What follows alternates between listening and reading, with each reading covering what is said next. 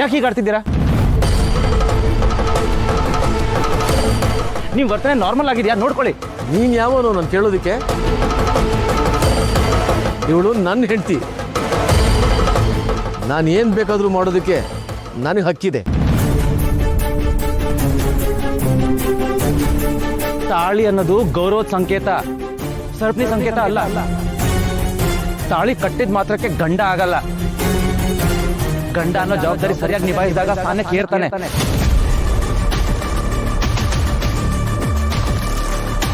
ನಿಮ್ಗೆ ಹೆಂಡತಿಯನ್ನು ಶಬ್ದ ಹೇಳೋ ಯಾವ ಯೋಗ್ಯತೆನೂ ಇಲ್ಲ.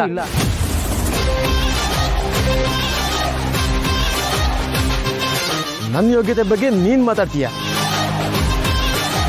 ನಿನಗಲ್ಲ, ಇವಳಿಗೆ ಬುದ್ಧಿ ಕಲಿಸಿದ್ರೆ ನೀವೆಲ್ಲ ದಾರಿಗೆ ಬರ್ತೀರ. ಬಾರೆ. Dad! What is this nonsense? ಅಮ್ಮನ ಜೊತೆ ಇಷ್ಟು ಕೆಟ್ಟದಾಗ ಬಿಹೇವ್ ಮಾಡ್ತಿದ್ದೀರಲ್ಲ. ಮನೆಯಿಂದ ಆಚೆ ಹಾಕೋದಂದ್ರೆ ಏನ್ ಡ್ಯಾಡ್ ಇದು? This is not right. ನಾನು ಇವಳಿಗೆ ಡಿವೋರ್ಸ್ ಕೊಟ್ಟಾಗಿದೆ. ಇವಳು ಮನೇಲಿ ಇರಬಾರ್ದು ಅಂದ್ರೆ ಇರಬಾರ್ದು ಅಷ್ಟೇ. ನೀವು ಹೇಳಿದ್ನೆಲ್ಲ ಕೇಳಿಸ್ಕೊಂಡಿರಕ್ಕಾಗಲ್ಲ ಅಪ್ಪ.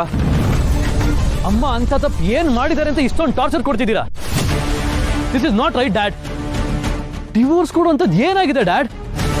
ನೀವಿಬ್ರು ಒಂದು ನಿಮಿಷ ಸುಮ್ಮನೆ ಇರ್ತೀರಾ? ಇದು ಗಂಡ ಹೆಂಡತಿ ವಿಷಯ, ನಾನು ಮಾತಾಡ್ತೀನಿ.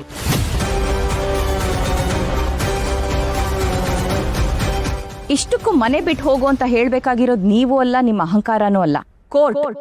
ಕೋರ್ಟ್ ಹೇಳ್ಬೇಕು. ಕರ್ಣ ಬಾ.